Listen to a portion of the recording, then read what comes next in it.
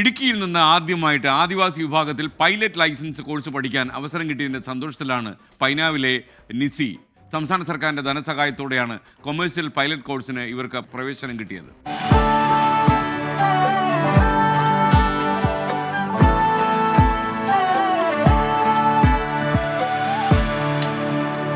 വലുതാകുമ്പോൾ ആരാകണമെന്ന ചെറിയ ക്ലാസ്സിലെ ചോദ്യത്തിന് എനിക്ക് പൈലറ്റ് ആയാൽ മതി എന്ന ഉത്തരം പറഞ്ഞവരുണ്ട് നമ്മുടെ കൂട്ടത്തിൽ. പിന്നീട് ആ ആഗ്രഹം പോലും പലരും ഉപേക്ഷിക്കും. എന്നാൽ ഇടുക്കിയിലെ 21 വയസ്സുകാരി നിസി ചെറുപ്പം മുതൽ ആഗ്രഹിച്ചത് നേടിയെടുക്കാനുള്ള തയ്യാറെടുപ്പിലാണ്.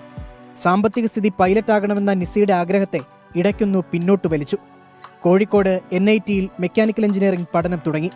3-ാം വർഷം എത്തിയപ്പോഴാണ് പട്ടികജാതി പട്ടികവർഗ വിദ്യാർത്ഥികൾക്ക് പൈലറ്റ് ആകാൻ അവസരമൊരുക്കുന്ന സംസ്ഥാന സർക്കാരിന്റെ വിങ്സ് പദ്ധതിയിൽ ഇടം പിടിച്ചത്. പണ്ടോട്ട് പൈലറ്റ് ആവണമെന്ന് ഒരു ആഗ്രഹം ഉണ്ടായിരുന്നു. അങ്ങനെ റിസർച്ചൊക്കെ ചെയ്ത് കഴിഞ്ഞപ്പോഴാണ് ഭയങ്കര എക്സ്പെൻസീവ് ആണെന്ന് അറിയാമായിരുന്നു. ആദ്യമൊക്കെ ഇടയ്ക്ക് ഡ്രോപ്പ് ചെയ്തു.